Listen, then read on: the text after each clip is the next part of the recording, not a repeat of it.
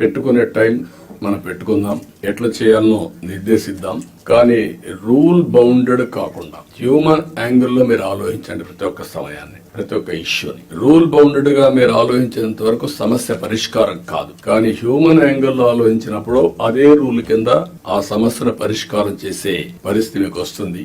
అలాంటి ఆలోచనకు శ్రీకారం చుట్టాలి. మీ సబార్డినేట్స్ కూడా ఎక్కడ గాని మీరు చెప్తున్నా, మన ప్రవర్తనలో ఒక పాజిటివ్ ప్రవర్తన ఉండాలి. ప్లింతీ లాంగ్వేజ్ వాడడం, లేకుంటే మనకు అధికారం ఉందని ఒక పెత్తందారి వ్యవస్థ మరిగా బిహేవ్ చేయడం, అలాంటి ఎక్కడా లేకుండా ప్రతి ఒక్కరు గుర్తుపెట్టుకోవాల్సింది. కొలీగ్స్ ని ఏ విధంగా పని చేయించామో రాజీ లేదు, కానీ వల్గర్ గా మాట్లాడి వాళ్ళని కొంచెం ఇన్సల్ట్ చేయడం ఇలాంటి చేయకూడదన్న అభిప్రాయం. దాన్ని మీరు ఫాలో కావాలి. మీరు చేసే పని మాకు రిఫ్లెక్ట్ అవుతుంది. మళ్ళీ ఈ విషయం గుర్తుపెట్టుకోవాలి.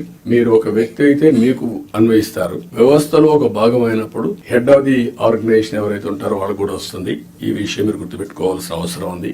రెండోది యాక్సెసిబిలిటీ.